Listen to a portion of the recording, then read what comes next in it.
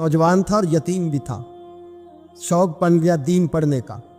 मोहल्लेदार इलाके वाले कहने लगे कहाँ से कमाएगा, ना बाप है, ना माँ है, ना घर है, कहाँ से। हजरत रूमी कहते हैं नौजवान ने जंगल में झोंपड़ी लगा ली। वहाँ वो सुबह मदरसे जाता, शाम को जंगल में रहता, वहाँ अल्लाह अल्लाह करता, सबक याद करता।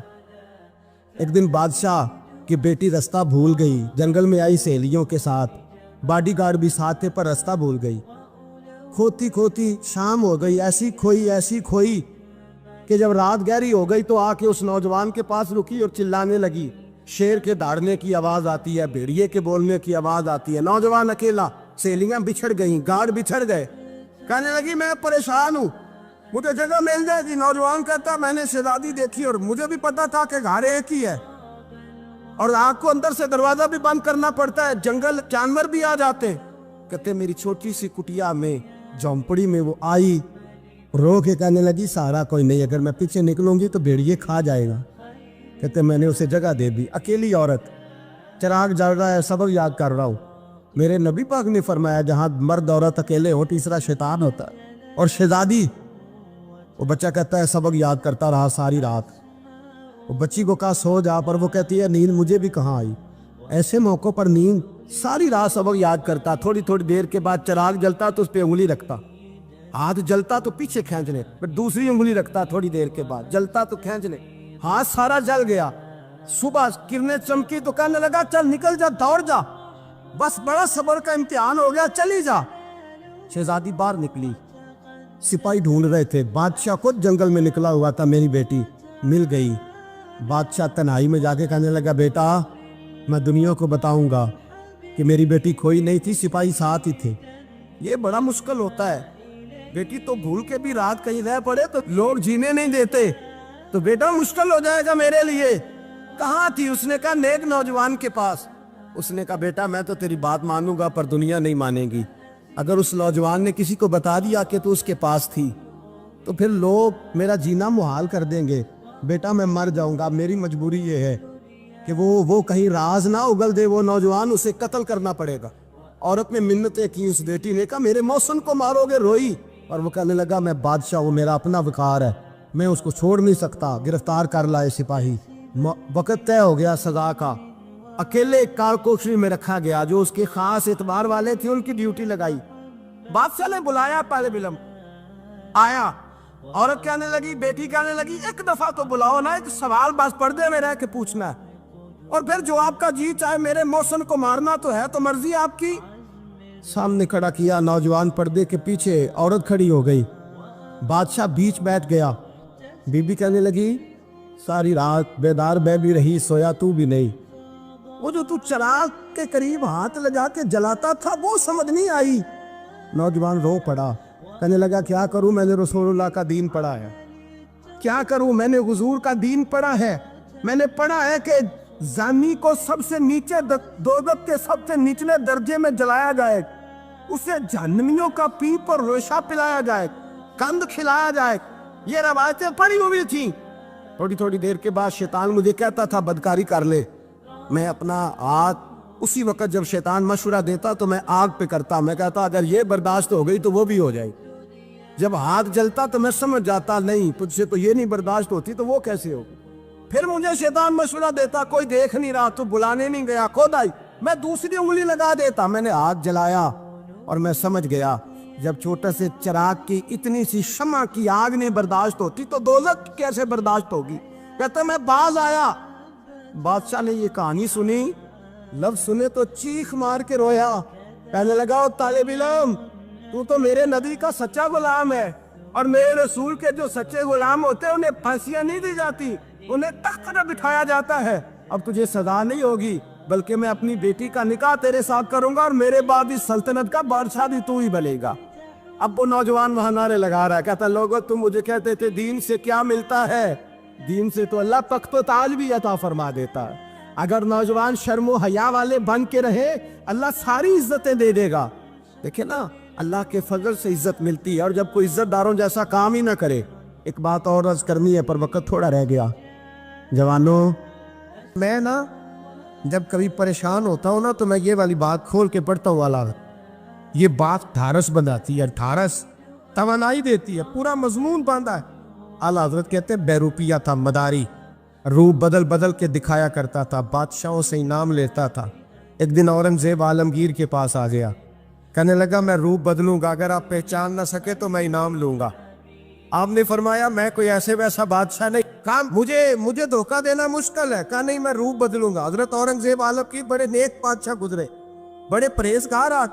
وہ بہروپیہ کہنے لگا میں روپ بدلوں گا, آپ نہیں پہچان سکیں گے. فرمایا چل جتنا تیرے اندر زور ہے لگا لے. حضرت نے اعلان کیا کہ میں نے فوجی بھرتی کر دیں, 2 ماہ کے بعد ٹیسٹ ہوگا. وہ 2 مہینے دوڑتا رہا, رنگ روپ بناتا رہا, آیا ٹیسٹ دینے, 2-3 سپاہیوں کا امتحان لیا. اس کی باری آئی تو 10 روپے دیے, کہنے لگے تیرے آنے جانے کا کرایہ میں نے تجھے پہچان لیا ہے. کچھ دنوں کے بعد جانے لگے سفر پر, تو بھکاری آ گئے خیرات مانگنے. اس نے بھی سارے منہ پر سیاہی مال لی, کپڑے پھاڑ لیے, سر کے بال مڈا لیے, پگے تک کٹا لی, بدرنگ ہو کے آیا. کاسا آگے کیا تو حضرت نے 10 روپے ڈالے, کہنے لگے تیرے آنے جانے کا کرایہ میں نے پہچان لیا ہے. کچھ دن گزرے تو ٹیچر کی ضرورت تھی. اس نے مونچھیں بڑی کر لی, داڑھی نکلی لگا لی, سر پہ جنا کیپ پہن لی, ایک شیروانی لے لی اور ہاتھ میں چھڑی پکڑ کے آیا. کہنے لگا میں استاد ہوں, 2-4 بندوں کا امتحان لیا. اس کی باری آئی تو 5 روپے دیے, 10 روپے دیے, کہا تیرا کرایہ میں نے پہچان لیا. 2 سال گزر گئے. وہ جب بھی آتا حضرت پہچان لیتے. ایک دن سفر پہ جا رہے تھے, بہت بڑا لشکر تھا, جہاد کرنے جا رہے تھے اورنگزیب عالمگیر. تو دیکھا ایک پہاڑی ہے, پہاڑی پہ لوگ جا بھی رہے ہیں آ بھی رہے. اورنگزیب عالمگیر پوچھنے لگے یہاں کیا ہے؟ کہنے لگے بابا جی بیٹھے ہیں دعا کرتے ہیں, اللہ کے نیک بندے ہیں. اورنگزیب کہنے لگے یار پرانے لوگ سارے ہی اللہ والوں کو مانتے, یہ بھی مصیبت آئی ہے جتنی نہیں آئی ہے, سارے لوگ ہی مانتے. کہنے لگے ذرا میں دعا نہ کرا لوں, بچے کام جا رہا ہوں. اورنگزیب بادشاہ تھے, بادشاہ لوگ نازک مزاج ہوتے ہیں. گھوڑے سے اترے, بڑی مشکل سے پہاڑی پہ چڑھے, اوپر گئے تو لائن لگی ہے. بابا جی غار میں بیٹھے, کہنے لگے میں نے ملنا, میں اورنگزیب ہوں. انہوں نے کہا ہمارا بابا اس طرح کا پیر نہیں کہ امیر آئے تو رنگ اور ہو, غریب آئے تو اور ہو. یہاں اگر ملنا ہے تو لائن میں لگ جاؤ, سب ایک جیسے. اب لائن میں کھڑے ہو گئے, 50 آدمی آگے تھے, کہتے ہیں 51واں نمبر تھا. تھک گیا دھوپ میں کھڑا کھڑا. جب میں پہنچا غار کے دہانے تو میں نے بابا جی کے چہرے پہ نظر ڈالی تو بڑا نورانی چہرہ, بڑی خوبصورت لب و لہجہ. میں نے کہا میرے جیسا آدمی بھی پگڑی باندھ لے تو اچھا لگنے لگ جاتا ہے, بڑا خوبصورت انداز.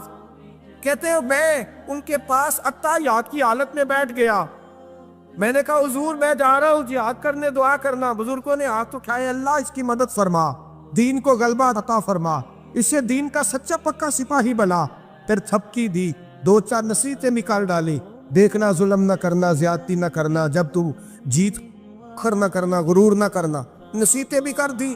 کہتے اب جب میں اٹھا تو 2-4 دینار بطور نذرانہ مسلح کے نیچے رکھے, اور الٹے قدم جب میں غار سے اترا انہوں نے رومال جھاڑا اور اٹھ کے کھڑے ہو گئے. کہنے لگے آج نہیں تو نے پہچانا, آج نہیں تو نے پہچانا, میرا انعام بنتا ہے, آج نہیں پہچانا, لا پیسے. اورنگزیب کہنے لگا یار تو نے حد کر دی, کہاں چڑھا کہاں کھڑا رہا, دھوپ میں تھک گیا, کمال کر دی بھائی تو نے. پتا تو کیا لے گا, اب تو جلدی بتا, وہ کتنے لوگ پیچھے دھوپ میں کھڑے ہیں, لشکر سارا کھڑا ہے, کیا لے گا؟ اس نے کہا سب سے قیمتی ہیرے وہ ہے جو تیرے سر کے تاج میں لگے ہوئے, مجھے تیرا تاج چاہیے. او بھائیو سننا اور یاد رکھنا, میرے اعلیٰ حضرت کہتے ہیں بادشاہ نے سر کے اوپر سے تاج اتارا, بہروپیے کے قدموں میں رکھا اور کہنے لگے یہ لے, اور یہ تو تیرا مانگنے پر میں نے دیا ہے نا, میں واپس آتا ہوں تو آنا میں اپنی مرضی سے بھی تجھے دوں گا. تو نے اورنگزیب جیسے بندے کو دھوکہ دیا, آنا میں اس وقت بھی دوں گا. وہ دے کر بس بات ختم ہو گئی, حق ہو گئی. دے کر کہتے ہیں جب میں پلٹا نا واپس, بہروپیے نے آواز دی بادشاہ ٹھہر جا. تو میں نے پلٹ کے دیکھا تو کہنے لگے یہ اپنا تاج لے جا, اٹھا اور لے جا. میں نے کہا 2 سال بیت گئے تجھے محنت کرتے, آج قابو آیا تو لے جاؤ. کہنے لگا لے جا, مسئلہ سمجھ میں آ گیا. میں نے کہا مجھے بھی تو سمجھانا. کہتے ہیں وہ پھوٹ پھوٹ کے رویا, اس کی آنکھیں برس پڑی, سیلاب کی طرح آنسو بہہ نکلے, تڑپا اور رو کے کہنے لگا بادشاہ میں نے جھوٹ موٹ رسول اللہ کی غلامی اختیار کی تھی, جھوٹ موٹ کی داڑھی, جھوٹ موٹ کی پگڑی, جھوٹ موٹ کا فقر, میں نے جھوٹ موٹ نبی پاک کا لباس پہنا ہے, تو تیرے جیسے بادشاہوں کے تاج میرے قدموں میں آ گئے ہیں. अगर मैं सचमुच रसूलुल्लाह का गुलाम बनूंगा तो अल्लाह क्या कुछ अता फरमाए, अल्लाह कितनी नेमतों से नवाजे। मेरे आला क्या फरमाते हैं, आला हज़रत फरमाते हैं फरिश्ते भी करते हैं ताज़ीम मेरी। कौन जी? अल्लाह। ऐसा अकीदा भी कम मिलेगा जो बरेली के इमाम का अकीदा है, ऐसा भी कम। कहते हैं फरिश्ते भी करते हैं ताज़ीम मेरी। क्यों? फरमाने लगे फिदा हो के उन पर ये इज्जत मिली। बगदाद के एक दरवेश आलिम थे, तो वो जब भी नमाज पढ़ाते ना तो किसी ताजर की 2 बीवियों के बारे में दुआ मांगते। तवज्जो है मेरी बात पर? नमाज पढ़ाते तो कहते अल्लाह उस ताजर की 2 बीवियों को अपनी खास रहमतें अता फरमा। एक दिन लोग उनके गिर्द इकट्ठे हो गए, कहने लगे बाबा जी बताएं तो सही वो बीवियां कौन थी जिनके लिए आप दुआ मांगते? तो फरमाने लगे मेरे शहर का एक ताजर था, बहुत बड़ा ताजर था, मालदार था पर बे औलाद था। उसे बगदाद से मुल्क शाम जाना पड़ता था तिजारत करने, और कई कई महीने उसे शाम के मुल्क में रहना पड़ता था। उसने इस तरह किया कि वहां भी एक शादी कर ली। तो जो है ना मेरी बात पर, क्या कर लिया उसने? दूसरी शादी करना मर्द के लिए जायज़ है, तीसरी करना भी, चौथी करना भी भैया के वक्त, मगर अगर इंसाफ कर सके तो। अगर चारों में हम ना आधा मसला सुनते हैं और आधा ही बयान करते हैं, अगर इंसाफ ना कर सके फिर उसके लिए 4 जायज़, फिर वो एक ही रखेगा। तो अजीज दोस्त, दूसरा निकाह कर लिया, शादी हो गई। अब वो वहाँ कुछ ज़्यादा वक्त गुजारने लगा, मालदार आदमी था, बीवी को मकान भी लेके दे दिया। अब वो जरा देर से आता वापिस, और जब आता भी तो उसके वो वाले अंदाज ना होते जो पहले हुआ करते थे। अब बीवी से बड़ा जासूस भी कोई नहीं होता, उसको तो पहले ही पता चल जाता है कि माजरा क्या है, उसे बड़ी खबर होती है। तो उसने महसूस कर लिया कि बदले बदले से मेरी सरकार नज़र आते।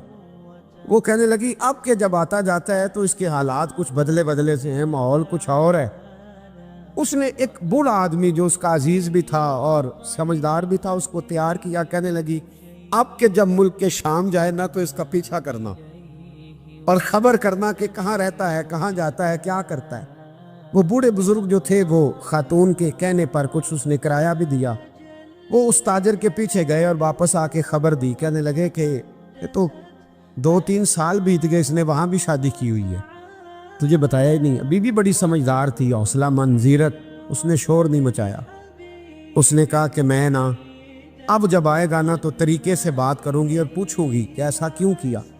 और ये भी उसने आके बताया कि अगर तेरे साथ निकाह के बाद उसे औलाद नहीं मिली तो औलाद वहाँ भी कोई नहीं, कि मुकम्मल तफसीलात। अब जब इस दफ़ा खामद आया तो आते ही वो बीमार हो गया, कमज़ोर होने लगा।